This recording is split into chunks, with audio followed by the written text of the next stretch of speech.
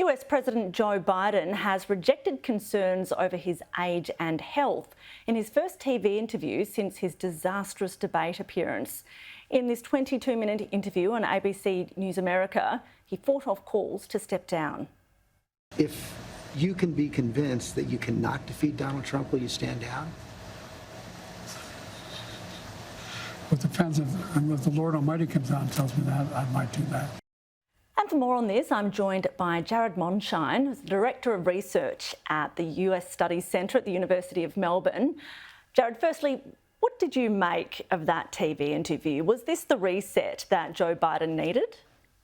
I think it was definitely an attempted reset. It was a very defensive interview. He went out of his way to show that he was lively and that he was cogent and could stay the course and was juggling quite a lot, and that this was just a bad episode. This was not a condition, as former Speaker of the House Nancy Pelosi worried about. But in terms of doing more than that, I'm not sure how easily it can be done to recover from that debate, because there are questions about bad debates. Lots of sitting presidents have bad debates. Most of our recent presidents have had bad debates. But this debate that Joe Biden had against Donald Trump, it was not a bad debate in terms of not getting off the right policy questions. It was a bad debate in terms of a lot of Americans coming away from that debate increasingly skeptical of the ability of Joe Biden to carry out his duties as president. So this is not a policy failure, but more of a execution failure. He could not execute his duties as president. And so this 22-minute interview that he had with George Stephanopoulos showed voters that he still is able to do an interview. But I don't think that this really changes the numbers and the polling numbers, that is, in any significant way. Joe Biden is digging in, though. Do you think that he can remain in this race? I think he definitely can remain in the race. The question is, should he remain in the race?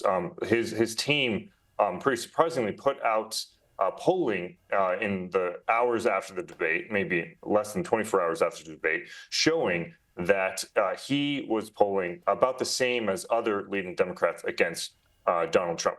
Now, that polling, however, is currently out of date.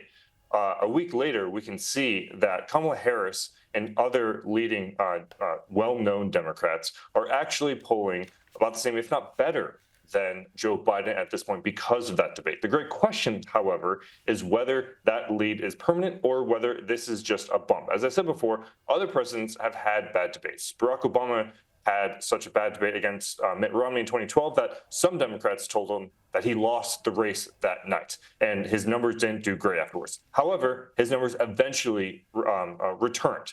I think that sort of debate that Barack Obama had in 2012 against Mitt Romney was nothing compared to what Joe Biden had last more than a week ago. I think this is a very different definition of a bad debate, and so I think it's doubtful that Joe Biden can recover in the polling numbers, but he will certainly try. This would play to his very strong chip on his shoulder, in that he thinks he has something to prove, and he's been counted out before, and he has overcome every time in recent memory that he's been counted out, whether it be 2020, 2022 midterms. And this, in his definition, in his view, will be yet another vindication of not trusting the polling numbers, not trusting the experts. He will overcome the perceived conventional wisdom and defeat Donald Trump a second time. Now, something that came up in that interview, he was asked if he'd take a neurological exam and release the results to Americans. What do you think of that idea?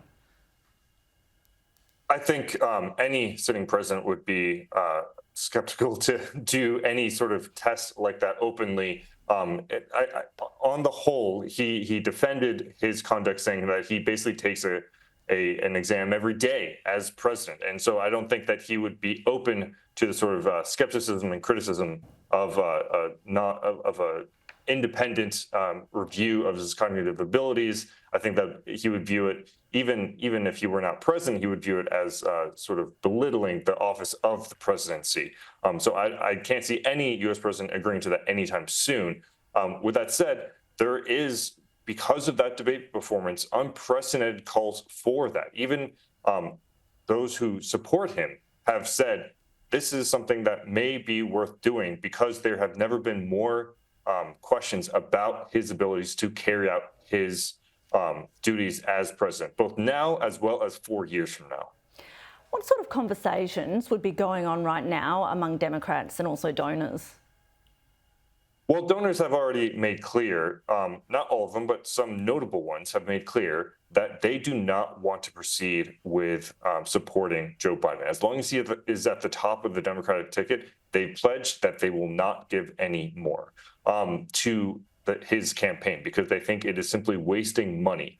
That is just donors, though. Behind closed doors, Democrats, in a move similar to maybe some Republicans back in 2016, are increasingly skeptical of their candidate's ability to win the election and wondering how they can defeat their party's leading nominee, despite the fact that he won all the primary contests. At the end of the day, the Democratic delegates who will be in Chicago for the convention have all been bounded to Joe Biden.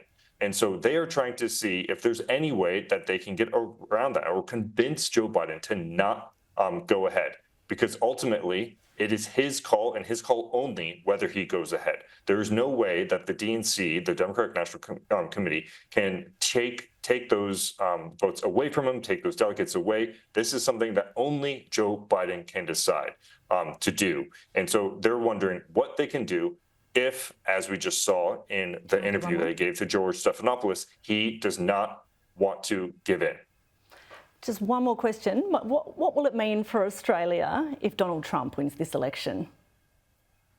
That's a great question. I think a lot of Australians are obsessed with American politics. As Director of Research at the U.S. Study Center, we see unbelievable amounts of interest in U.S. politics, and it's a lot of fun as an American to talk about American politics with Australians. However, I think there's an important note to make on structure versus agency.